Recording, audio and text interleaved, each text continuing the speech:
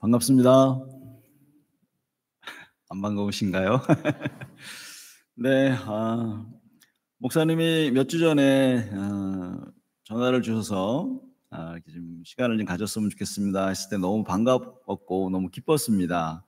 목사님 함께 대전에서 오랜 시간 같이 이렇게 섬기면서 좋은 목사님 어디로 가셨을까 사실은 내심 안타까웠어요.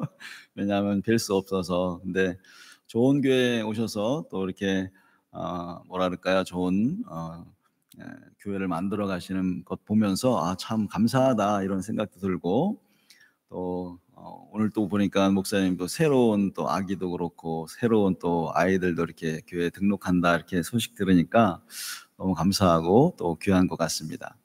예 목사님 말씀하신 대로 저는 대전의 선창교회 협력 목사로 있으면서 지금 이제 예수전도단이라고 하는 선교 단체에서 지금 35 년간 사역을 하고 있습니다.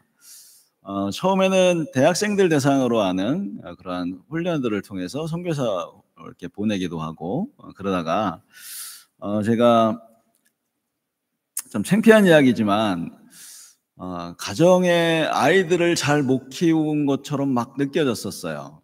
그래서 '내가 이렇게 잘 키울 수 내가 이렇게 키우는 게 맞나?'라고 하는 그런 고민들 이런 것들을 많이 하면서 하나님이 감사하게도 이제 호주에서 이런 상담 공부를 할 수 있는 그런 은혜를 주셨는데 상담 공부하면서 느꼈던 건 뭐냐면은 전부 다 저를 향해서 말씀하시더라고요. "너 잘못했어." 이거예요.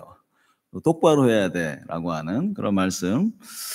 그래서 그 상담 공부하면서 정말 내내 울었던 것 같아요. 그리고 깨닫게 되면은 아이들한테 혹은 배우자한테 가서 내가 정말 잘못했습니다."라고 하는 용서를 구하기도 하고 처음에 이제 아내한테 "여보 내가 정말 잘못했어. 내가 이런 게 너무너무 당신한테 못했던 것 같아."라고 하는 그런 이야기를 했을 때 아내가 막 울더라고요. 그래도 그런 얘기하면 "아유 그 무슨 말씀. 아유 당신이 참 좋았어." 이렇게 할 줄 알았더니 막 우는 거 보면서 '야 진짜 내가 뭔가 진짜 잘못한 게 많구나.' 막 이런 생각을 하면서 그때부터 인제 아이들과도 또 아내하고도 좋은 시간들을 보내면서 지금 이제 아내와 함께 이런 가정 사역들을 하고 여러 이제 선교 지역에 있는 선교사님들 혹은 현지인들 지도자들 이런 사람들 훈련시키면서 지금 사역을 하고 있는데 아까 올라오다 보니까 몽골 전도행 트립 뭐 이런 게 있더라고요. 저도 지금 몽골에서 한 24 년간 지금 사역을 하면서 그 지역에서 이제 가정과 또 사람들을 회복하는 일들을 하면서 6월 달에 다시 제가 몽골에 이제 한 2주 정도 들어가면서 세미나도 하고 이제 또 사람들을 훈련시키는 일을 계속하는데 동지를 만난 것 같아서 너무 감사하기도 합니다. 교회에서 '아유 목사님 또 그거 하시는구나.' 막 이런 생각도 들고 그래서 얼마나 감사한지 정말 기쁜 마음으로 이 자리에 설 수 있었던 것 같아요. 너무 감사하고요. 목사님이 전화 주시면서 제가 기도했었어요. "하나님 정말 제가 무슨 말씀을 전해야 됩니까?" 왜냐하면은 가족이라고 하는 뭐 그러한 주제들을 사실은 성경에도 굉장히 많이 다양하게 나오고 또 제가 인제 쪼금 더 그래도 인제 전문적으로 사람들을 훈련시키면서는 사실은 여러 가지 그 파트들 이런 것들을 이야기할 수 있는데 늘 기도하면서 '하나님 무엇을 위해서 오늘 이 말씀을 전해야 됩니까? 어떠한 주제로 전해야 됩니까?'라고 하는 것을 계속 주님께 좀 이렇게 물어봐요. 주님이 그래서 마음 주시면 '아 그거 해야 되겠다.' 이런 생각을 했는데 오늘 주님께서 제게 주신 말씀은 말라기서 2 장에 나와 있는 그러한 말씀인데요. 함께 우리가 잠깐 좀 보고 우리가 이 말씀을 좀 위해서 함께 좀 뭐랄까 시간을 좀 보내면 좋겠습니다. 말라기서 2장 13 절부터 그냥 좀 우리가 읽었으면 좋겠는데요. 16 절까지 몇 절 안 되기 때문에 우리가 한 목소리로 좀 읽으면 괜찮지 않을까 이런 생각을 했는데요. 말라기서 2장 13 절부터 16 절까지 있는 말씀입니다. 읽겠습니다. 너희가 이런 일도 행하나니 곧 눈물과 울음과 탄식으로 여호와의 제단을 가리게 하는도다. 그러므로 여호와께서 다시는 너희의 봉헌물을 돌아보지도 아니하시며 그것을 너희 손에서 기꺼이 받지도 아니하시거늘 너희는 이르기를 어찌 됨이니까 하는도다.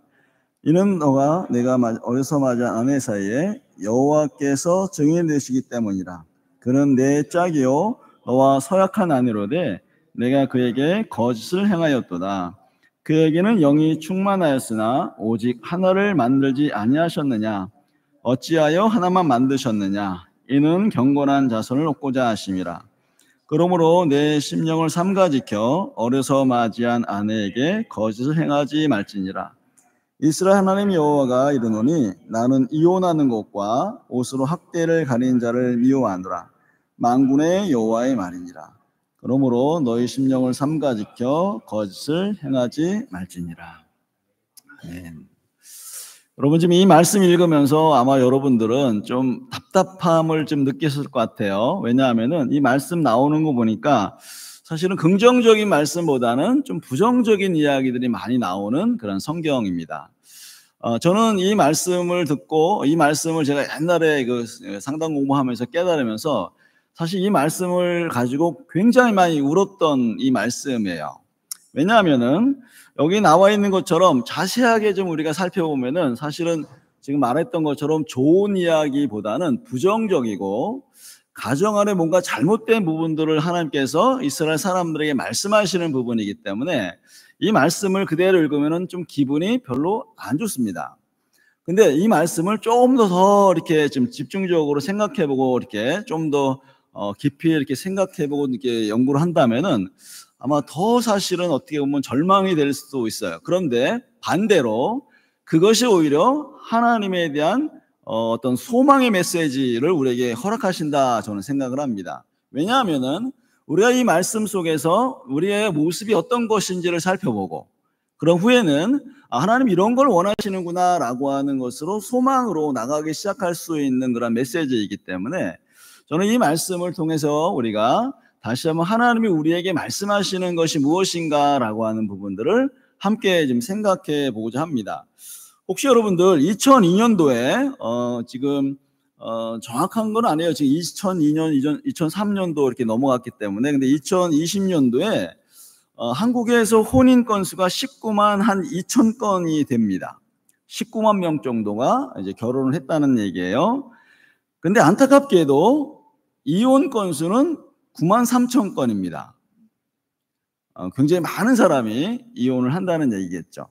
그리고 왜 이혼을 하는가라고 하는 것들을 쭉 살펴보니까 뭐 신체적인 폭력이나 심리적인 정서적인 폭력이나 아니면 성적인 학대라든지 경제적인 어떤 어려움 같은 것, 부부 갈등 같은 것들로 하여금 결국에는 그렇게 이혼율이 굉장히 많다라고 하는 겁니다. 물론 아까 그냥 산술적으로 이만큼 결혼했고 그 사람들이 이만큼 이혼했다 뭐 이런 건 아니겠죠, 당연히요.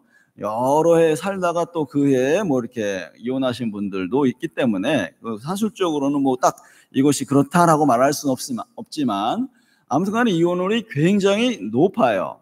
이유가 도대체 뭘까라고 계속 이야기했지만 여기서 폭력이라고 하는 단어들이 상당히 많이 드러납니다. 폭력이라고 하는 것은 우리가 뭐 육체적으로 이렇게 그다음에 정서적으로 뭐 이런 것들을 갖다가 참 어렵게 만드는 이런 상황들이라고 하는 것들을 볼 수가 있는데 어쨌든 간에 가장 크게 나와 있는 게 뭐냐면 정서적인 학대인데 한 15만 건 정도가 된다고 합니다. 그리고 신체적인 학대가 13만 건 정도가 되기도 하고요. 그러니까 지금 여기서 보면은 육체적인 혹은 정서적인 학대 같은 것들이 안타깝게도 가정에 굉장히 많이 일어나고 있다라고 하는 것입니다.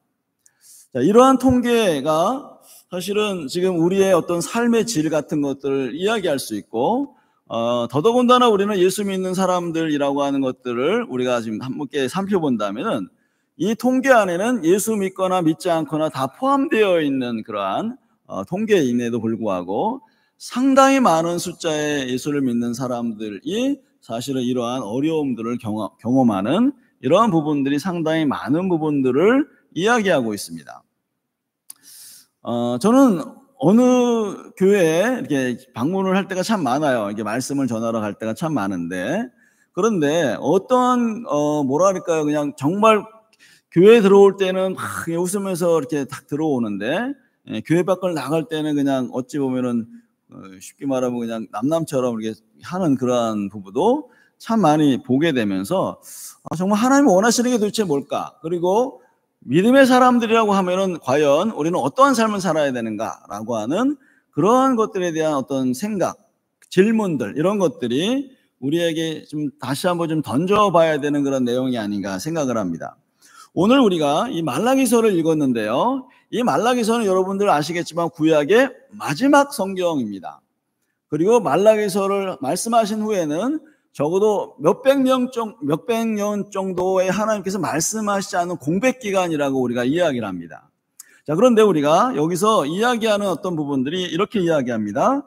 여러분 지금 말라기서의 마지막 이제 구약의 마지막 부분인데 이 역사적인 배경들을 보면은 여러분 잘 아시다시피 이스라엘 사람들이 바벨론의 포로로 잡혀갔다가 돌아온 사람들, 그래서 성전과 성벽 같은 것들을 재건해서 다시 한번 이스라엘의 부흥이 일어나기를 간절히 사모했던 사람들, 그런 사람들이 모여 있었던 시절이에요. 그러니까 바벨론의 포로로 잡혀가서 얼마나 고생을 많이 했겠습니까? 또 그 전쟁에서 얼마나 많은 사람이 죽었는지 우리는 너무너무도 이 성경을 통해서 많은 것들을 우리는 알고 있습니다. 그런데 그들이 다시 한번 이스라엘 땅에 돌아와서 하나님 우리에게 부흥을 주시옵소서, 하나님 우리가 다시 한번 하나님 뜻대로 살겠습니다 라고 하는 그러한 어떤 열정 같은 것들이 있었기에 어쨌든 하나님이 또 보내주셨고 다시 한번 재건할 수 있는 그런 상황들을 만들어 주셨는데, 안타깝게도 오늘 이 내용들을 보면은 뭔가 좀 하나님 원하시는 어떤 삶에서 좀 벗어난 부분들이 많아요. 여러분에게 좀 질문을 하나 좀 드리고 싶은데요. 혹시 이스라엘 사람들이 멸망하게 된 원인이, 이유가 혹시 뭐라고 생각하십니까? 이스라엘이 멸망했잖아요. 북이스라엘은 아수르에게 멸망당하고 남유다는 바벨론에게 멸망당했어요. 자, 그런데 이 두 가지의 어떤 멸망의 사건들을 우리가 알고 있는데, 자, 먼저 여러분들이 어떠한 것 때문에 그러면 이 나라들이 멸망했을까라고 하는 것을 이렇게 질문하면 사람들이 딱 대답하는 게 뭐냐면 하나님을 떠나서라고 이야기합니다. 우상을 섬기기 시작했고, 그래서 하나님을 떠나서 하나님 말씀대로 율법대로 살지 않기 때문에 하나님께서 치셨다, 뭐 이렇게 알고 있는데, 예, 맞습니다. 그런데 그 이면에 또 다른 이유가 하나가 있습니다. 자, 우상 숭배보다도 근본적인 이유가 뭐냐면 바로 우상을 섬기는 여인들과의 혼인 때문에 있었어요. 여러분 아시겠지만 남북이 갈라지게 된 원인도 뭔지 아십니까? 솔로몬 왕이, 여러분 솔로몬 그럼 벌써 지혜의 왕, 풍요의 왕, 멋있는 왕이라고 이야기할 수 있어요. 그런데 이 솔로몬 왕이 많은 이방 여인, 이방 어떻게 보면 공주들과 결혼을 하기 시작하면서 그들에게 여러분들 엄청난 재물도 물론 받았을 거예요. 그리고 평화 조약 같은 걸 맺으면서 그래서 우리가 전쟁하지 말고 잘 삽시다, 뭐 이런 것도 아마 맺었던 것 같아요. 자, 그런데 그들이 와서 이제는 자녀를 낳기도 하고 그러면서 뭔가 좋은 시간들을 보내다가도 그들이 어떠한 생각을 했냐면은 결국에는 내가 섬겼던 그 나라에서 섬겼던 그 우상들을 만들고 싶은 거예요. 섬기고 싶은 거예요. 그래서 이 솔로몬에게 달려가가지고 뭘 얘기합니까? 막 졸르면서 이야기하면서 결국에는 여러 우상들을 섬기게 됩니다. 하나님이 경고하십니다. 그거 하지 마라고 분명히 말씀하셨음에도 불구하고 하나님께서는 그런 것들을 명확하게 말씀하였어요. 그런데 솔로몬이 그 이야기를 듣지 않습니다. 하나님께서 여러분 열왕기상 11장에 보니까 하나님께서 자, 바로의 딸 외에 이방 많은 여인을 사랑하였으니 곧 모압과 암몬과 에돔과 시돈과 헷연과 라고 하면서 여러 사람들을 소개하면서 뭐라고 말씀하시냐면은 하나님께서 그것을 하지 마라, 마음을 돌이키기 때문에 절대로 그거 하지 말아라 라고 이야기했음에도 불구하고 그 여인들의 왕의 마음을 돌아서겠다라고 하는 표현이 나와요. 여러분 아시잖아요. 솔로몬이 얼마나 성전을 멋있게 짓고 하나님께 일천번제를 드리면서 내가 하나님 뜻대로 살겠습니다 라고 하는 그런 결단을 했었음에도 불구하고 그가 이방 여인과 결혼하면서 여인들에게 어떤 뭐랄까 정말 사랑하는 여인들이기 때문에 그냥 하나씩 하나씩 들어주기 시작했던 거죠. 자, 그런데 그 결과가 뭐였냐면 나라가 파괴가 된 거예요. 완전히 파괴가 된 거예요. 성전도 완전히 무너지고 이스라엘이 완전히 무너지게 되는 그런 안타까운 일을 지금 우리는 경험했고 여기서 지금 말하고 있고, 그래서 이스라엘 사람이 다시 한번 주님 우리를 다시 한번 새롭게 하여 주시옵소서 라고 기도하면서 다시 하나님이 돌려보내셨는데, 오늘 이야기는 또 어떤 이야기가 나오냐면 그럼에도 불구하고 이스라엘 사람들이 가증한 일을 행하고 있다라고 하는 이야기가 나와요. 여기 여러분 다시 한번 좀 우리가 그걸 좀 더 우리가 오늘 읽었던 본문을 다시 한번 좀 생각해 볼까요? 자, 이렇게 되어 있습니다. 너희가 이런 일도 행하나니 곧 눈물과 울음과 탄식으로 여호와의 잔날을 가리게 하는도다. 그러므로 여호와께서 다시는 너의 봉헌물을 돌아보지도 아니하시고 그것을 너희 손에서 기꺼이 받지도 아니하시거늘 이라고 얘기를 해요. 그 우리가 읽지 않았던 그 앞절에는 뭐가 나오냐면요, 11절에 유다는 거짓을 행하였고 이스라엘과 예루살렘 중에서는 가증한 일을 행하였으며 유다는 여호와께서 사랑하시는 그 성교를 욕되게 하여 이방신의 딸과 결혼하였으니 라고 이야기를 합니다. 자, 이방신의 딸과 다시 결혼하는 일들이 막 벌어지기 시작했어요. 누가 그랬냐면 정치인들, 종교 지도자들, 사회 지도층들이라고 하는 소위 말하는 사람들이 이방 여인과 결혼하는 문제들이 막 일어나기 시작하면서, 그래서 13절에 이러한 일도 행한다. 눈물과 울음과 탄식 같은 것으로 하나님의 제단을 가리고 있다. 이런 얘기를 하고 있는 거예요. 여러분 현대어로 한번 좀 생각하면서 좀 번역해 볼게요. 여러분들도 지금 예배를 드리고 계시죠? 지금 자, 예배 지금 말씀을 듣고 기도도 하고 찬양도 하고, 어떤 사람은 성가대로 봉사도 하고 자녀들을 가르치기도 하고 이렇게 해가지고 뭐 하냐면 하나님께 예배하는 것을 하고 있는 겁니다. 주방에서 그것도 예배이죠. 자, 봉사 청소하는 것도 예배인데, 근데 여러분들에게 하나님이 그런 예배 안 받겠어 라고 만약에 말씀하신다면 여러분의 마음은 어떻겠습니까? 너희들 지금 이렇게 드려주는 예배를 내가 도저히 못 받겠어, 가정에서 못 받겠어 라고 하는 얘기를 여러분에게 만약에 지금 직접 와서 하신다면 여러분들은 어떻게 하시겠어요? 이거 말도 안 되는 소리잖아요. 그럼 막 울면서 주님 왜 그런 거죠? 아마 이랬을 것 같아요. 자, 그런데 이스라엘 사람들도 다시 한번 물어봐요. 왜 그렇습니까? 라고 이야기를 합니다. 자, 그런데 어쨌든 여러분들 지금 하나님이 예배를 안 받으시는 이유를 좀 설명하고 있는데, 눈물과 울음과 탄식이라고 하는 것들이 있다라고 하는 거예요. 다시 말해서 여기서 지금 뭘 또 이야기하냐면, 자, 여기서 이렇게 이야기합니다. 14절에 너희는 이르기를 어찌 됨이니까 라고 이렇게 질문해요. 하나님 왜 우리의 예배를 안 받으시죠? 하나님 뭐 때문에 그러신 겁니까? 라고 이야기했을 때 이렇게 이야기합니다. 너와 내가 어려서 맞이한 아내 사이에 여호와께서 증인을 주시기 때문이라. 그는 내 짝이요 너와 서약한 아내로되 내가 그에게 거짓을 행하였도다 라고 이야기합니다. 여러분 여기서 이제 거짓이라고 얘기하지만 나중에 뒤에서 보면은 학대하는 거, 이혼하는 거, 이렇게 거짓말하는 것들이 계속 등장하는 걸 보니까 아마 그 당시에 아까 말했던 것처럼 이방 여인들과 결혼하려고 하는 그런 마음들 때문에 아내에게 거짓말하고 그 다음에 어떻게 합니까? 학대도 하고 여러 가지 그러한 부분들 때문에 하나님께서 그걸 보시면서 더 이상 내가 너희들의 그런 예배를 받을 수가 없어 라고 말씀하시는 거예요.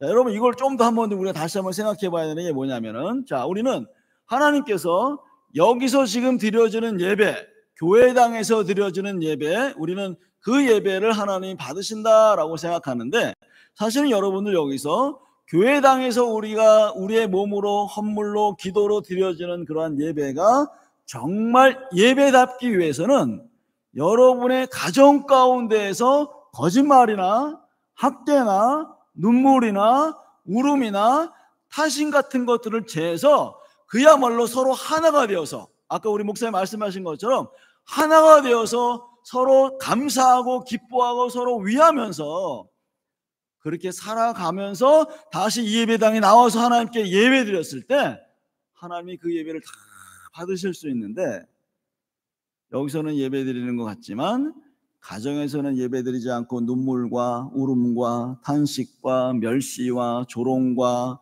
이런 것들이 있다면은 여기서 드려지는 예배 내가 받을 수가 없어 라고 말씀하세요. 왜요?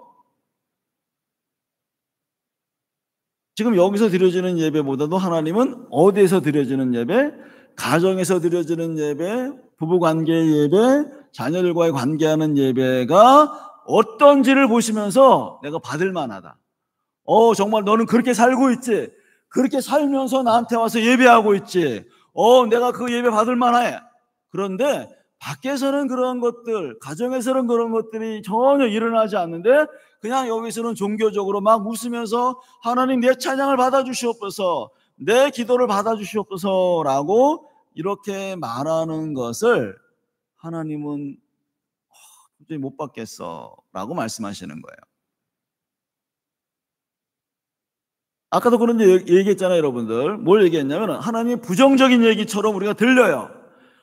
내가 못 받겠다, 너희들 예배 안 받을 거야 라고처럼 들리지만 하나님이 여기서 말씀하시는 초점이 뭐죠? 그러면은 너가 가정에서, 부부관계 안에서 거짓말도 제하고 눈물도 제하고 단식도 제한다면은 얼마든지 받고 얼마든지 축복할 수 있어 라고 하는 이야기를 주님께서 우리에게 말씀하시는 거예요. 저는 맨 처음에 사역자로서 정말 열심히 사역을 했어요. 선교사로도 또 여러 가지 이제 선교단체에서 일을 하면서 많은 나라에 다니면서 강의도 하고 막 이렇게 했는데, 아까 제가 뭐라 그랬냐면은 저는 가정생활을 잘한다고 생각했어요. 왜? 아니 내가 예수를 믿고 나도 기도를 하고 있고 우리 아이를 위해서도 그렇고 아내를 위해서도 기도하는데, 그런데 자, 저는 잘하고 있다고 생각하는데 아이들이 저만 보면 피하는 거예요.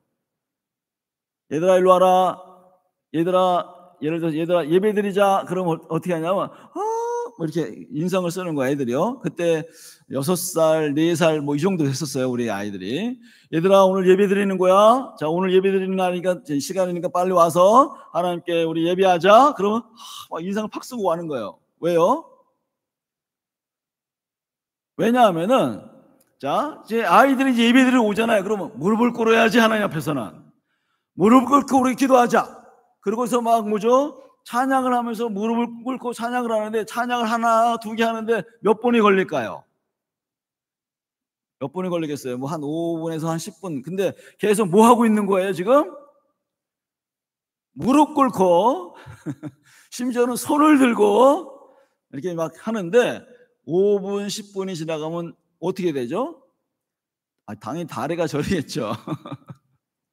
근데 제가 뭐라 그러냐면, 그래도 우리가 하나님 앞에 그런 모습으로 드려야 되는 거야 하면서, 자, 제가 이제 안 그러면 이 녀석들 하나님께는 예배를 온전하게 드려야 되는 거야, 뭐 경건한 모습을 갖추고 드리는 거야, 이런 얘기를 하니까 애들이 벌써 뭐예요? 아빠 말 안 들으면은 야단 맞을 것 같고, 아빠 말대로 하자니 몸은 고생스럽고. 자, 여러분, 이러한 것이 저는 내가 하나님께 예배를 잘 드리고 있구나라고 착각을 했었어요.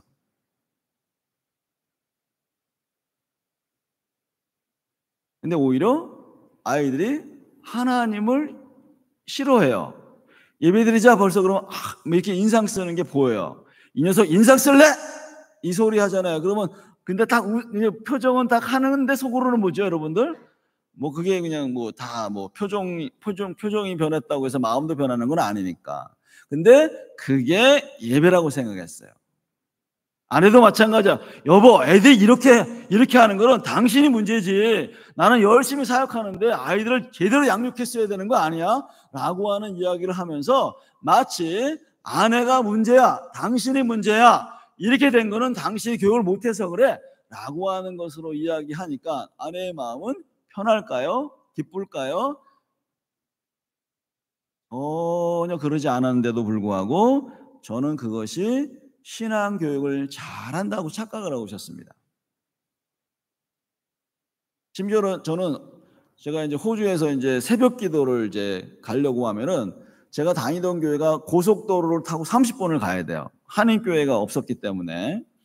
근데 어쨌든 그래도 제가 이제 정말 새벽 기도를 꼭 가야 될 것 같은 거예요. 그래서 아내한테 여보, 내일서부터 우리 새벽 기도 가자. 응? 새벽 기도 가야지 사역자로서 우리가 이게 마땅한 그런 행동인 것 같아 하면서. 근데 아내는 뭐라 그래? 여보, 애들이 아직 어리니, 응? 당신만 혼자 갔다 오든지 아니면은 좀 애가 큰 다음에 갑시다. 뭐 이런 얘기를 했어요. 무슨 소리? 안 돼. 딱 해가지고. 그래가지고 그 다음날 그 저녁에 어떻게 했냐면요. 아이들을 모아놓고 얘기했어요. 얘들아, 엄마 아빠 내일 아침부터 새벽 기도 갈 거니까 엄마 아빠 일어나서 엄마 아빠 없다라도 그냥 가만히 거기 있으면 되는 거야. 조금씩 올 거니까. 알았지? 그랬더니 뭐 알았대요. 또 금방. 그래가지고 이제 그 다음날 이제 새벽 기도에 갔다 왔더니 애들이 자고 있더라고요. 그래서 어떻게 했습니까? 제가 아내한테 이거 봐, 여보, 하나님께서 지금 지켜주시잖아. 잠재우시잖아.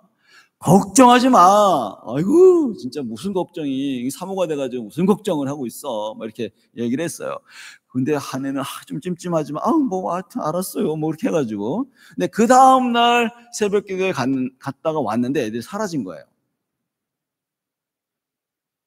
아이들 걸음으로 큰 대로를 2개 넘어서 걸어서 한 40분 정도 걸리는 함께 사역했던 선교사 집에 가 있었던 거예요. 뭐 때문에? 갑자기 엄마 아빠가 탁 사라지는 것이 무서움이 확 몰려와가지고 막 그냥 달렸다는 거예요, 우리 큰 녀석이. 근데 저는 그 다음에 어떻게 했을까요, 여러분들? 이 녀석, 너 왜 내 말 안 들었던 거야? 깼으면 엄마 아빠 없다고 하면 그냥 있으면 되는 건데 그렇게 말했는데 왜 안 하는 거야? 하면서 더 야단을 치고 막 그랬었어요. 뭐 안 했다고? 순종 안 했다고. 사실은 이 계기 때문에 아이들이 엄청난 큰 충격을 받았어요. 나중에 이제 상담하는 사람한테 이렇게 그런 상황들을 이렇게 이야기해 보니까 아이고, 애들이 그런 상황이 되면요, 정신적인 큰 문제가 벌어져 가지고 어른 같았으면 공황장애 같은 것들을 일으킬 수 있는 그런 상황이었는데 정말 잘못했어요 라고 저한테 이야기해 줬는데 저는 그걸 몰랐었어요. 여러분, 제가 지금 이런 얘기 왜 하는 줄 아십니까? 바로 나는 하나님 앞에서 자유롭게 뭔가 기도하고 예배하고 찬양하고 말씀 전하면 그것이 온전하게 하나님이 받으시는 거라고 생각했는데, 근데 여전히 종교적인 어떤 모습들이 있지만 여전히 가정 안에서는 오히려 하나님을 떠나게 만들고 눈물을 흘리게 만들고 억압을 하고 뭐 이제 야단을 치면서 그들이 눈물 흘리고 있는 그러한 것을 발견할 수 없었어요.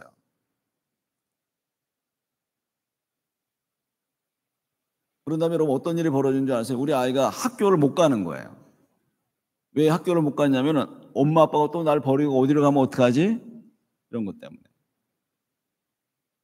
그래서 선생님이 이제 다 그것도 얘기할 수가 없어가지고 나중에 선생님이 저를 부르더라고요. 혹시 가정에 무슨 일이 있었나요? 아무것도 없었습니다. 왜? 그 얘기를 그대로 하잖아요. 그러면 저는 아동 학대의 어떤 그런 문제가 생기기 때문에 저는 추방당할 수 있는 그냥 그런 상황이 될 수 있는 거였었죠. 근데 선생님이 뭐라 그러냐면은 거기 저희 학교 이제 우리 아이들 선생님이 아이들이 정서적으로 굉장히 지금 불안해졌다고, 좀 왜 그런지 모르겠다고, 분명히 무슨 일이 있었을 것 같은데 혹시 뭐냐? 아니요, 우리 잘하고 있는데요 라고 이야기했지만 선생님이 그걸 딱 얘기하면서 뭐라고 말씀하셨냐면 빨리 이 아이 데리고 상담을 받으셔야 됩니다. 그래서 상담을 받으러 갔어요. 제가요, 아이들이 아니라 먼저 내가 이런 상황인데, 그랬더니 아이들 문제보다도 당신이 문제예요. 당신이 학대하고 있고 당신이 정서적으로 아이들을 갖다 학대하고 있는데, 환경적으로 학대하고 있는데, 영적으로도 학대하고 있는데 그것이 고쳐지지 않으면 이 아이들은 변화가 될 수 없습니다를 이야기했어요. 저는 그때 정말 엄청난 충격을 받았습니다. 왜? 아까 그랬잖아요. 내가 잘하고 있다고 생각했는데, 영적으로도 잘 키우고 있다고 생각했는데, 오히려 아이들이 두려움이 있고 아이들이 뭔가 순종하지 않아서 라고 하는 그런 생각을 갖고 있었는데, 그렇게 이야기하는 거 보면서 저는 굉장히 사실은 마음에 굉장히 안 좋은 마음들이 있었죠. 자, 여러분 지금 제가 여러분에게 말씀드리는 초점이 뭔지 아십니까? 여러분 중요한 것은요, 지금 그 아이들의 마음속에 눈물과 울음과 탄식과 부모에 대한 거절과 미움 같은 것들이 뭐 크든 적든 아이들이 어쨌든 여러분들이 그런 걸 느낄 수 있는데, 그거는 왜 그런가? 결국에는 우리는 종교적인 생활과 자꾸 그냥 일반 생활을 분리해서, 교회에서는 정말 하나님 앞에서 뭔가를 잘 살아가는 것처럼 하면서도 내 가정 안에서는 사람들과의 관계는 별로 그렇게 하나님 원하시는 삶을 살지 않는 것을 보면서 우리는 다시 한번 생각해 봐야 한다는 것입니다. 여기서 지금 말씀하고 있는 건 뭐라고요? 너희가 서약한 아니다. 부부관계가 온전히 돼야 된다. 그래서 여러분들, 예배보다, 지금 여기서 드려지는 예배보다 더 중요한 것은 부부관계의 건강한 모습, 행복한 모습, 서로 거짓말이나 서로 눈물이나 이런 것들을 다 제하고 나서 정말 하나님 앞에 기쁜 마음으로 행복하게 서로 맞춰가면서 살아가는 것이, 그게 정말 온전한 예배의 기초가 된다라고 이야기하는 겁니다. 저는 이거 깨닫고 나서요, 물론 사역도 하죠, 당연히. 그런데 사역도 중요하지만 먼저 사역하기 전에 아내의 마음을 읽어주고 들어주고, 당신 내가 뭘 해주면 좋을까라고 그런 얘기를 하기 시작합니다. 하루는 어떤 생각을 했는지 아십니까? 이제 어느 날은 제가 이제 사역하고 가면은 이제 해외 선교 여행을 갔다 오면 정말 피곤해요. 어떤 때는 한 몇 달간을 갔다 와야 되기 때문에 피곤한데, 자, 근데 제가 와가지고 너무 피곤해가 여보 나 좀 쉴게 그랬더니 아내가 뭐라 그러냐면, 여보 나도 피곤해. 당신 없는 동안에 이것도 하고 저것도 하고 하면서 막 이러고 했다는 거예요. 그래서 어떡하라고, 나 지금 피곤한데 이렇게 하니까 맨 처음에 아내가 그냥 입이 이만큼 나왔더라고요. 제가 생각을 해봤어요. 내가 지금 하나님의 일을 하면서 말씀을 전하면서 거기에 있는 사람들이 요청하면 다 뭔가를 들어주는데 왜 근데 나는 아내의 요구를 못 들어줄까, 이런 생각을 좀 고민해 봤던 거예요. 가만히 생각을 했어요. 근데 주님이 이런 지혜를 주시더라고요. 너 세미나 가거나 아니면 사역을 가면은 거기서 요청하고 요구하는 대로 다 들어주지? 네 그렇습니다 주님. 그랬더니 너 그러면은 세미나 끝나는 시간을 거기서 사역해서 끝나는 게 아니라 집에 와서 설거지 해주고 빨래 해주고 아내가 원하는 것을 청소해 주는 것으로 세미나를 끝내면 안 되겠니? 이런 마음 주시더라고요. 그래 거기서는 내가 다 하는데 근데 아내가 원하는 걸 그럼 해주면 되겠네 라고 생각해서 그 다음에 와가지고요, 여보 힘들었지? 나 없는 동안에 어려웠지? 아이들 돌보느라 정말 고생했어. 내가 빨래할게. 내가 청소할게. 내가 뭔가 좀 너무 시킬 거 있으면 다 얘기해. 그걸 몇 번을 했더니만요, 나중에는 아내가 어떻게 변했는지 아세요 여러분들? 여보 내가 할게. 여보 괜찮아. 당신 가서 수고했는데 내가 할게요. 여러분 지금 제가 이 지혜를 주님이 주시더라고요. 자, 지금 여러분 다시 한번, 눈물과 울음과 탄식을 제할 수 있는 가장 좋은 방법이 뭔지 아십니까? 그가 원하는 것이 무엇인가? 그에게 해주면서 그가 기뻐할 수 있는 것이 무엇인가? 자, 이거를 여러분들이, 자, 눈물과 탄식하는 것들을 이렇게 그가 이렇게 뭔가 반응하는 것은 금방 여러분이 안다. 이런 말만 하면 막 힘들고 어려운 거 금방 여러분이 알잖아요. 그런데 그가 원하는 것이 도대체 무엇인지만 알아도 사실 우리는 빠른 시간에 뭐가 일어날 수 있냐면은 원래 하나님이 우리에게 말씀하신 부부관계 회복이 일어날 수 있고, 그 회복이 일어날 때 결국에는 우리의 영적인 예배도 회복될 수 있는 엄청난 비결이 있음에도 불구하고 우리는 정말 죄송해요 여러분, 교회와 가정이 완전히 이분화돼서 교회에서는 믿는 것처럼 근데 교회 밖에서는 죄송하지만 전혀 안 믿는 사람처럼, 지금 이게 우리 한국 교회의 사실은 좀 죄송하지만 이게 가장 큰 문제가 아닐까, 이런 생각을 해봅니다. 저는 여러분들이 여기 나와 있는 것처럼 아까도 얘기했지만 부정적인 얘기 같지만 하나님 말씀하시는 게 뭔지 아세요? 눈물 울음 탄식 일어나는 거 너희들이 지금 있잖아, 알고 있잖아. 그러면 좀 위로해주면 안 되겠니? 좀 뭔가 거짓말하지 말고 확대하지 말고 뭔가 그냥 받아주고 내가 미안해 잘못했어 라고 하는 걸 해주면 안 되겠니? 이 얘기를 하는 거거든요.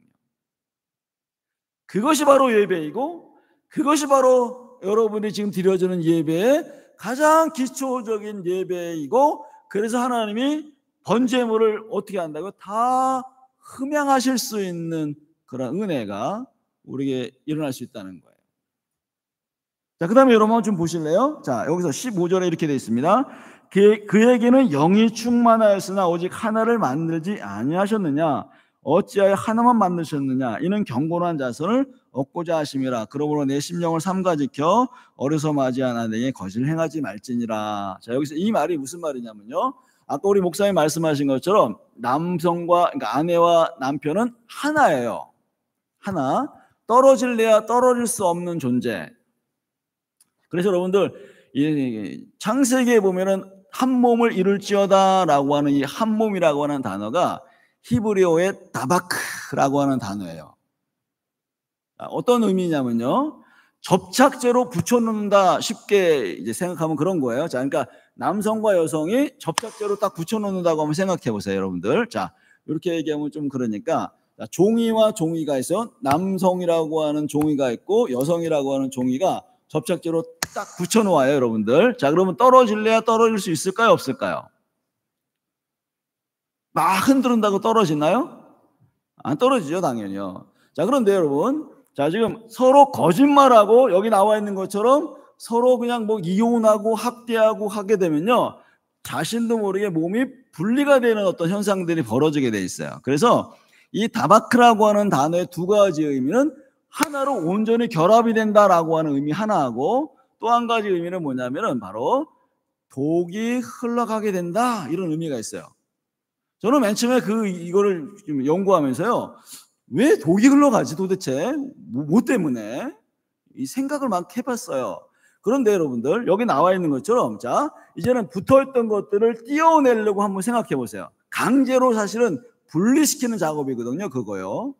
자, 그럼 여러분들 어떨까요? 몸도 찢어지고 마음도 찢어지고 영도 찢어지고 이런 것이 찢어지게 되어서 엄청난 고통이 따라오게 돼 있다라고 하는 것. 그래서 사람들이 독을 마시는 것 같은 똑같은 증상이 나타난다는 거예요. 이거를 제가요, 이 산부인과 박사님한테 물어봤어요. 예수 믿는 산부인과 박사님한테. 혹시 이제 뭐죠? 이렇게 이제 부부 관계만 두 사람이 해가지고 이렇게 아이를 낳거나 이렇게 살면은 어떤 일이 벌어지면 그건요, 도파민도 나오고 모두 나와가지고 엄청나게 사람이 건강해진대요. 근데 그것에 대해서 뭔가 이제 그런 상황이 됐다가 나중에 어떤 사람하고 부적절한 관계가 돼가지고 이 사람 저 사람하고 성적인 관계를 맺는 사람들은요, 어떤 일이 벌어지냐면요, 여러 사람과의 성적인 관계를 맺은 사람들은 그야말로 갖고 있던 모든 잘못된 그러한 물질들이 사람 몸에 들어가서 사람을 엄청나게 파괴시키는 물질이 나오기 시작합니다 라고 이야기를 하시더라고요. 제가 그래서 생각한 게 뭐냐면, 성경은 정말 과학적이구나.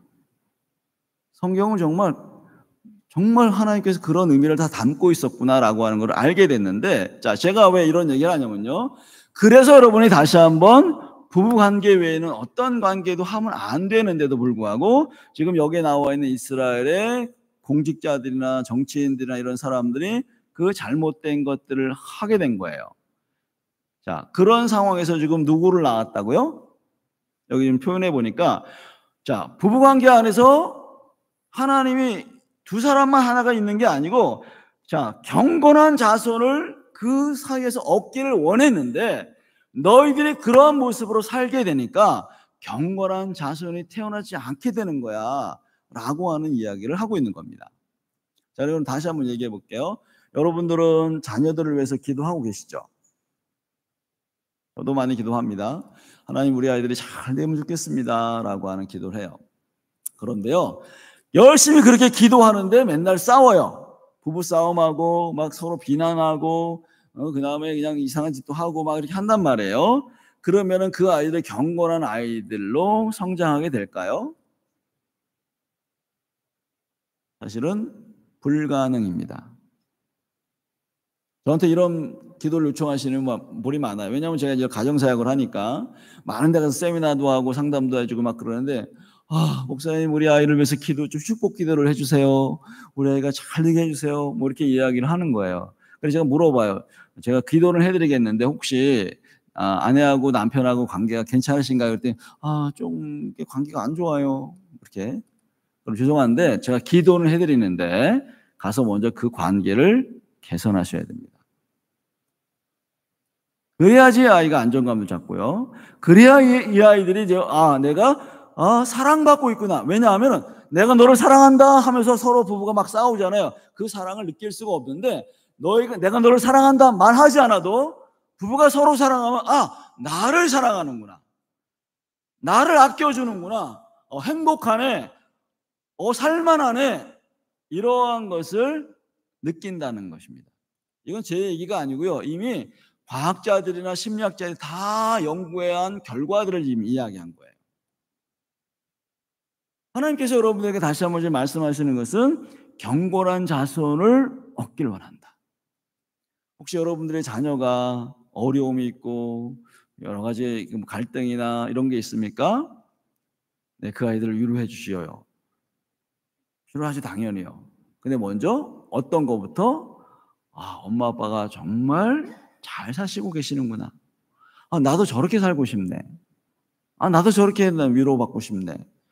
그것이 얼마나 감사한지라고 하는 것을 보여주기 시작해야 한다는 것입니다. 따로 떨어져 생각할 것이 아니라 자녀들을 위해서 기도하는 것도 해야 되지만 모두 해야 된다.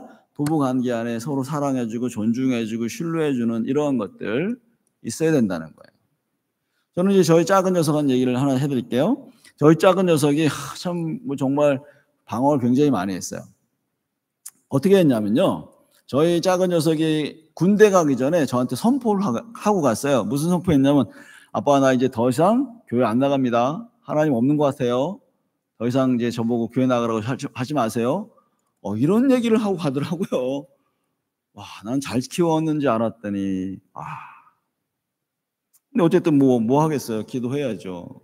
하나님 제가 뭘 잘못했습니까? 우리가 뭘 잘못했는지 아니면 우리가 잘못한 게 없는데도 저 아이가 그렇다면 하나님 돌이켜 주세요. 이렇게 했는데 우리 아이가 어쨌든 이제 군대를 갔는데 감사하게도 이제 군대 가기 전에 상담학과를 다녔었어요. 그리고 이제 1학기를 딱 다니고서 이제 자퇴를 해버렸어요. 또 자기가 안 맞는다고 해가지고. 근데 군대를 갔는데 뭐가 됐냐면 상담병이 됐어요.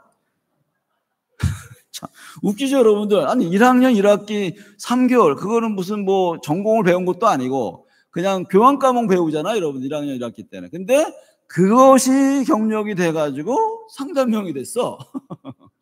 근데 상담이 어쨌든 됐는데 친구들의 이야기를 들으면서 위로해주고 막 말도 들어주고 이런 친구가 된 거예요.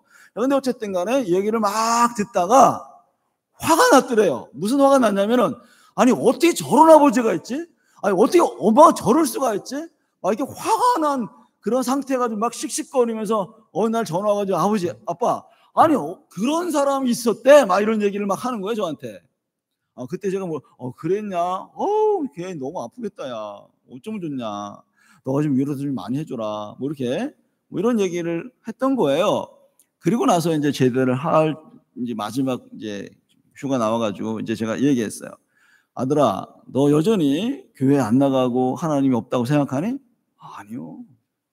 근데 그때 어떤 마음이에요? 그때는 내가 반항하고 싶고, 그냥 아빠한테 그냥 뭔가 아빠를 상처 주고 싶고 막 이랬다는 거예요. 그래서 그랬는데 어쨌든 간에 근데 그런 상황을 접하면서 우리 엄마와 아빠 같은 인격적인 부부 관계를 하는 사람이 없구나.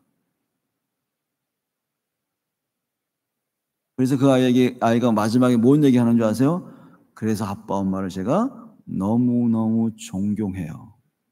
혹시 여러분들 자녀들에게 그런 존경해요 이런 얘기를 들으면 여러분 마음은 어떠실 것 같으세요? 제가 그 얘기 딱 듣고요. 진짜 눈물이 푹 나더라고요. 내가 잘못 키운 게 아니었구나. 내가 잘못 생활한 게 아니었구나. 라고 하는. 그래서 정말 그때 정말 감격이 되더라고요. 감사가 되더라고요. 그 친구가 지금은 이제 선교사로 나가서 지금 이제 아빠, 엄마처럼 일하는 것이 정말 행복인 것 같고 가장 가치 있는 일인 것 같아요 라고 해서 지금 선교사로 나가 있습니다. 뭐 자랑하고 싶은 게 아니에요. 그런 고민, 그런 갈등들이 너무너무 많았지만 근데 너 신뢰한단다, 나 너 사랑한단다 라고 이야기해 주는 거예요. 근데 여러분들 아까 말했지만 그 아이에게 이야기하는 것뿐만 아니라 누구랑 먼저 했었다고요? 아내와 남편과의, 저와 이제 아내의 관계가 딱 하나가 되니까 저분들은 정말 신뢰할 만하네. 그래서 여러분들 자녀가 방황하고 어려움이 있어도 엄마 아빠 때문에 돌아오는 사람들이 있다는 거예요. 그럼 우리는 어떻게 살아야 되죠? 사실은 우리는 부부관계를 잘해야 된다, 못해야 된다라고 하는 차원을 뛰어넘어가야 합니다. 왜? 하나님이 우리를 만드셨고 나의 배우자를 만드셨어요.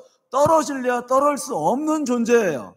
그러면 방법이 하나밖에 없어요. 어떻게 해요? 서로 사랑하고 서로 위하면서 살아가는 그런 놀라운 역사가 있어야 된다라고 하는 겁니다.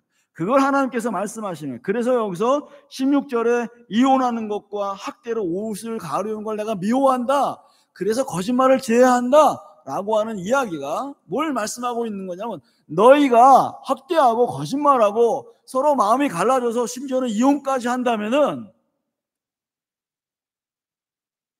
너희 마음이 파괴가 되고 그 파괴가 된 것들이 나라도 파괴가 되고 세상이 다 엉망진창이 되는 거야. 너희들 그거 보고 싶니? 너희들 봤잖아. 나라가 멸망된 거 봤잖아. 그렇게 된 거 보고서도 그렇게 하니? 라고 주님이 지금 여러분에게 뭐 하시는 거예요? 이스라엘 사람들에게 도전하시는 거예요. 근데 여러분 놀라운 사실은 이스라엘 사람들이 이렇게 안 했다는 거예요. 자, 한 성경 구절을 읽을게요. 4장 마지막 말라기서 4장 5절 6절 좀 볼게요. 이런 얘기가 있습니다. 보라, 여호와의 크고 두려운 날이 이르기 전에 내가 선지자 엘리야를 너에게 보내리니 그가 아버지의 마음을 자녀들에게로 돌이키게 하고 자녀들의 마음을 아버지에게로 돌이키게 하랴. 돌이키지 아니하면 두렵건대 내가 와서 저주로 그 땅을 칠까 하노라 하시니라. 이게 마지막 말라기의 마지막 부분이기도 하고 구약의 마지막 부분을 딱 하고서 이제 400여 년간 하나님이 말씀하시지 않았어요. 계시가 없었어요. 자, 여기서 여러분들, 자, 지금 뭐라고 하냐면, 자, 크고 두려운 날이 이르기 전에 어떻게 되냐면 선지자 엘리야를 너에게 보낼 것이다 라고 이야기합니다. 여기서 여러분들, 선지자 엘리야를 하나님이 보내셨을까요? 보내셨습니다. 자, 신약에서 이 엘리야는 누구죠? 세례 요한을 상징하는 겁니다. 여기서.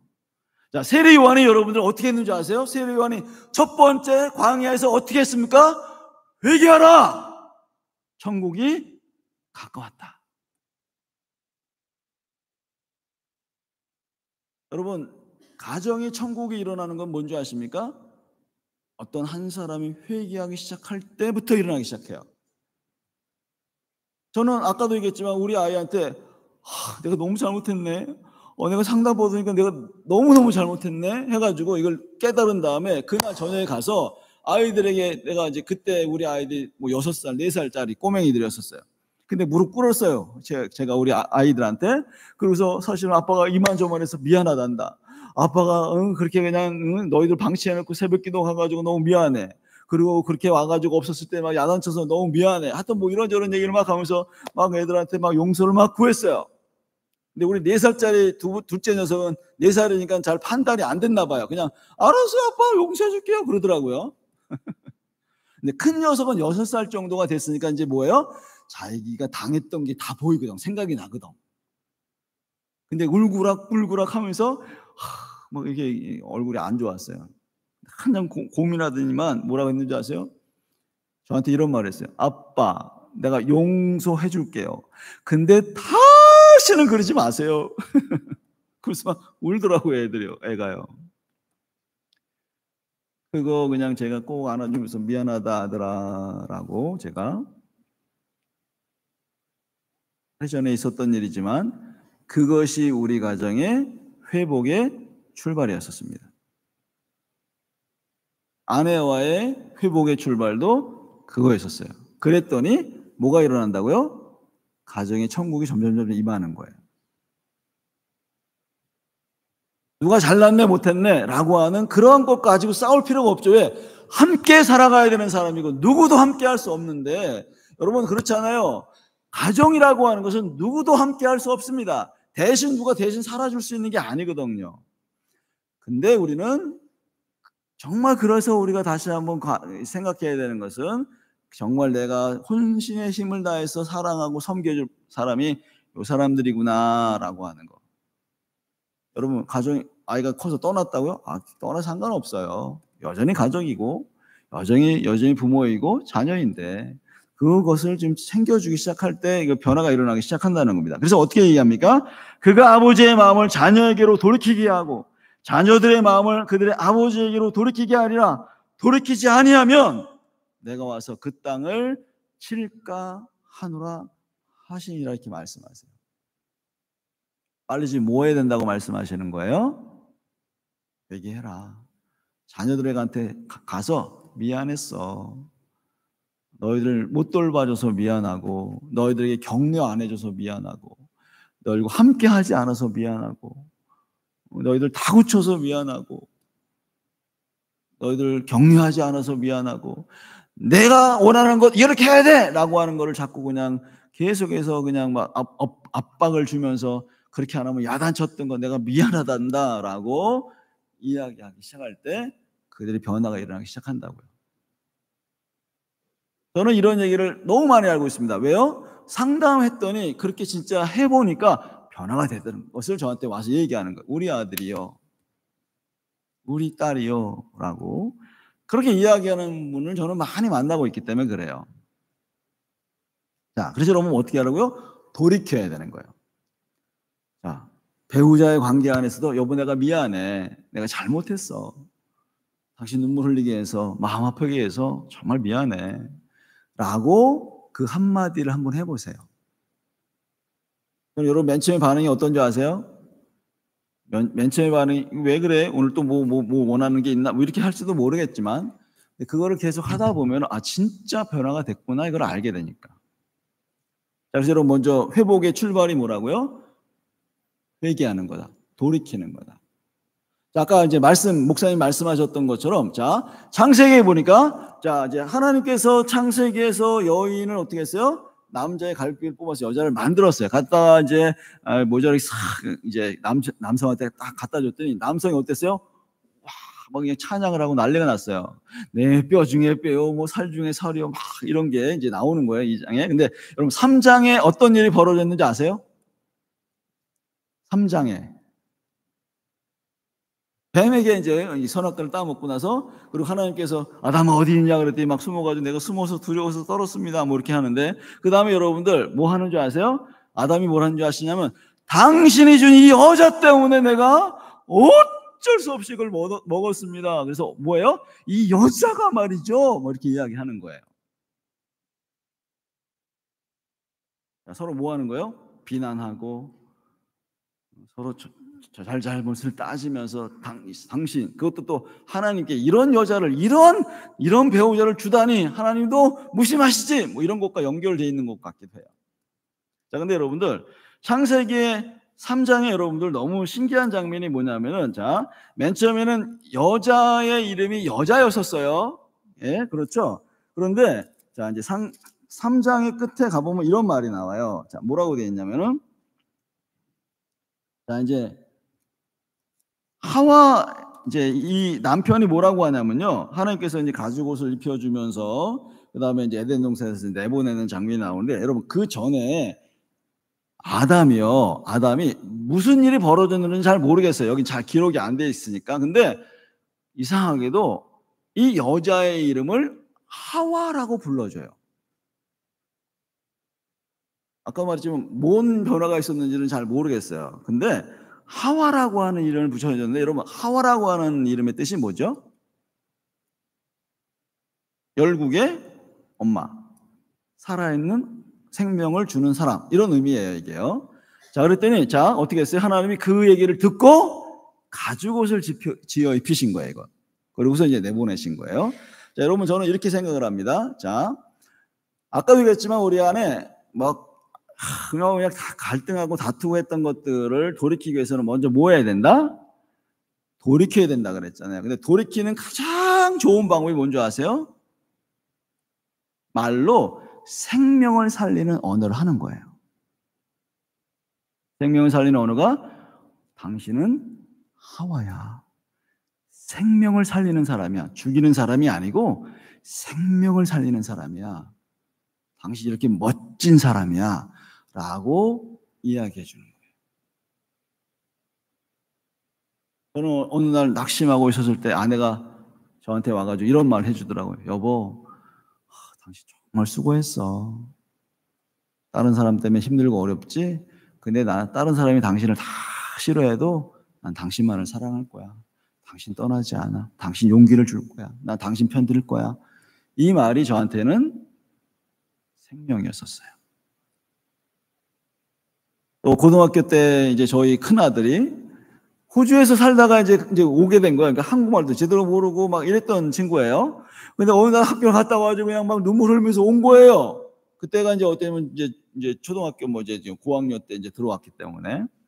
근데 막 눈물 흘리면서 막 그냥 하는 거예요. 그래서 왜 그러니? 아이고 어째? 뭐 그러다가 안 되겠다 해가지고 꼭 안아주면서 지금 뭐 했는 줄 아세요?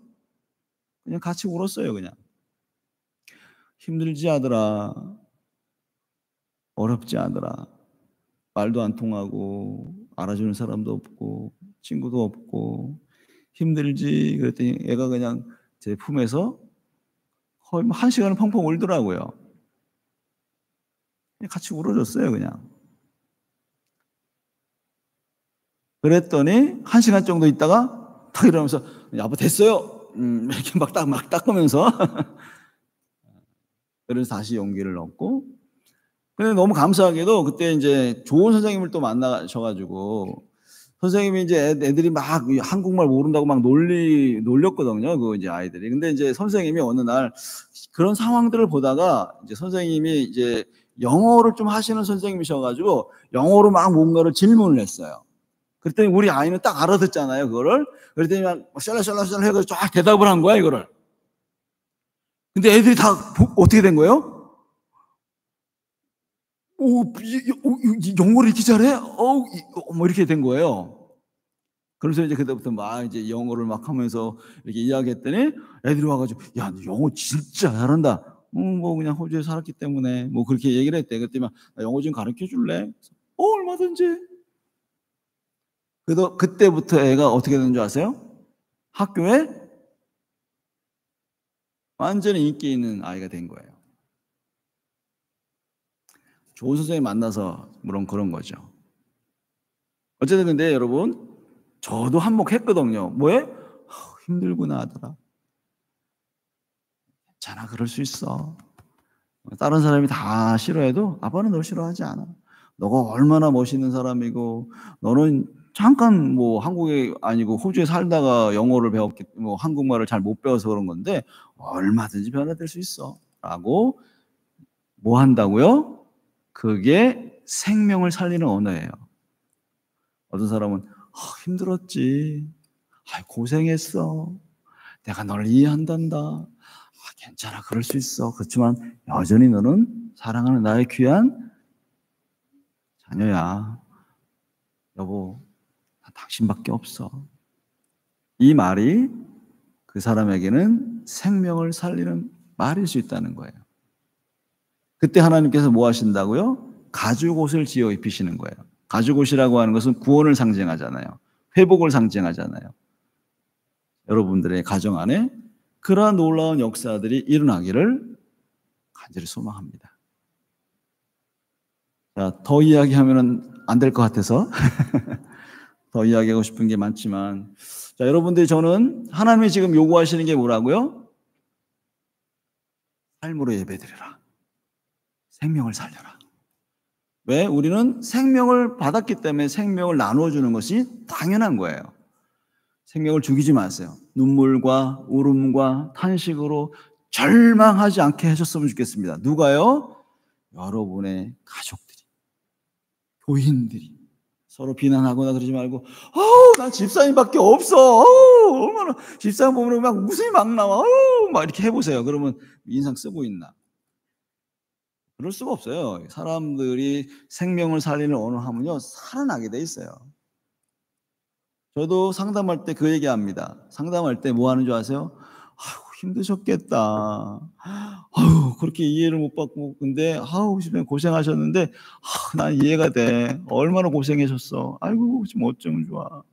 이렇게만 해 줘도요, 사람들이 예 그 마음을 이해해 주는 사람이 있다고 해서 빨리 풀어지고 회복하고 그러더라고요. 저는 여러분들이 그래서 이 호산나 교회가 정말 호산나 주님께 찬양하는 그것이 바로 생명을 살리는 언어들을 주님께만 찬양하는 게 아니라 서로가 찬양하면서 뭐 하는 거예요? 서로 격려하고 지지하고 정말 인정해 주고 장로님밖에 없어요. 집사님밖에 없어요. 라고 이야기해 보세요. 왜 이 교회가 변화되지 않을까? 당연히 될 수밖에 없고 가정에서도 마찬가지 여기서도 한다면은 가정에서 하는 것이 마땅하죠.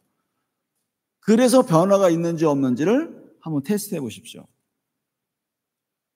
정말 변화가 일어납니다. 저는 지금 그러한 사역들을 하면서 변화된 것을 보았어요. 지금 제가 24년간 몽골에 들어가서 그들이 정말 처음에 24년 전에 들어갔을 때는 정말 그냥 진짜 인상 쓰면서 아파하면서 힘들어하면서 고통스러워하면서 그냥 술로 달래는 그런 사람들 너무 많이 만났어요. 근데 그들이 복음 듣고 변화돼서 지금 사역자가 되고 목회자가 되고 사모가 되고 심지어는 선교사가 되는 그런 많은 사람들을 저는 지금도 몽골에서 만나고 있어요. 제가 잘났다는 게 아니에요. 왜? 복음이 그렇게 할 수 있다는 거죠. 무슨 말? 복음이 바로 생명을 살리는 말이기 때문에 그런 거죠. 여러분들 지금 두 가지를 기억하세요. 오늘 가서 여보 내가 잘못했어. 얘들아 미안해. 너는 나에게 이런 소중한 사람이란다. 이런 당신은 소중해라고 이 얘기를 한번 해보세요. 약을 먹듯이 한번 해보세요. 약을 주듯이. 생명의 약이야 해가지고 여러분 그걸 줘보세요. 정말 살아나, 안 살아나나. 안 살아난다면 뭔가 문제가 있는 거죠. 근데 분명한 것은 하나님이 살리실 거다. 자, 그래서 오늘 여러분들 가정 안에 다른 거 기억 안 하시더라도 뭐 하라고요? 생명은 살리는 말을 좀 표현해봐라. 눈물과 울음을 탄식을 취할 수 있는 가장 좋은 방법은 바로 생명을 살리는 언어, 몸짓, 웃음 이런 것이다. 그걸 하나만 기억하고 여러분 가운데 그렇게 은혜를 좀 나누셨으면 좋겠습니다. 우리 잠깐만 옆에 있는 분들 좀 다시 좀 표정으로 생명을 좀 살릴 수 있을까요? 표정으로 웃으면서 근엄한 모습 갖지 마시고 집사님 너무 사랑스러워. 예뻐. 얼마나 좋은지 모르겠어. 이렇게. 아직도 인상 쓰고 계신 분들은 뭡니까? 네, 여러분들 호산나 교회 안에 정말 그런 생명의 풍성한 열매들이 아까 우리 아이들이 이렇게 오는 것처럼 우리 영혼도 살아나고 우리 교회 이 호산나 교회가 정말 이 지역에서 정말 정말 그 교회는 정말 생명을 주는 교회야. 가면은 웃음이 절로 나와. 너무너무 좋아. 뭐 이런 그 은혜가 여러분들의 삶 속에서 드러나기를 간절히 소망합니다. 함께 기도하겠습니다. 하나님, 처음으로 사람에게 주신 제도가 바로 가정인 것을 감사드립니다. 한 남성과 한 여성이 사랑해서 만났고 또 그 사랑의 열매로 하나님 자녀들을 주셨고 그래서 하나님 그 가정이 천국이고 그 모습이 정말 하나님이 기뻐하시는 모습임에도 불구하고 우리가 그것을 너무 많이 잊고 살아왔습니다. 오히려 내가 힘들고 어려워서 그것 때문에 배우자를 어렵게 만들고 자녀들도 어렵게 만드는 그래서 그냥 천국된 그 가정이 마치 지옥처럼 변해가는 이 세대의 모습을 보면서 주님 안타까워하시는 그 모습을 다시 한번 바라봅니다. 하나님 다시 한번 우리 가정 안에 주님의 천국이 임하는 그러한 아버지 하나님 그러한 은혜가 있게 하시옵소서. 그래서 먼저는 회개하고 먼저는 생명을 살리는 말들을 통해서 하나님의 놀라우신 은혜를 계속해서 전달해 줄 수 있는 그러한 귀한 가정들로 다시 한번 변화시켜 주실 주님을 찬양합니다. 오늘 짧은 이러한 말씀이었지만 하나님 듣는 모든 이들 가운데 다시 한번 주님의 은혜로 함께 해주시고 또 그 가정 가운데 아버지 하나님 정말 주님의 임재하심으로 그 가정이 천국되게 하여 주시옵소서. 그래서 주님 머물러 계시면서 계속 그들을 아버지 가르치시고 또 사랑해 주시고 위로하시고 격려하셔서 하나님 정말 기쁨과 즐거움과 평안함이 풍성히 넘치는 곳으로 아버지 가정을 세워 주시옵소서. 또 떠나가 있는 자녀들 가운데에도 그 가정 안에도 동일한 역사가 동일한 은혜가 흘러갈 수 있도록 계속해서 은혜를 베풀어 주시옵소서. 서로 사랑하고 격려하고 생명 살리는 그러한 것들을 전달해 줄 때 엄청난 생명의 그러한 그 역사들이 우리에게 일어날 것을 다시 한번 소망하고 그렇게 행하실 것을 다시 한번 기대합니다. 하나님 다시 한번 이 교회를 축복하시고 목사님을 축복하시고 모든 성도들과 가정 가운데 하는 모든 일 가운데 주의 축복으로 하나님 임하시옵소서. 감사드리고 예수 그리스도의 이름으로 기도했습니다. 감사합니다.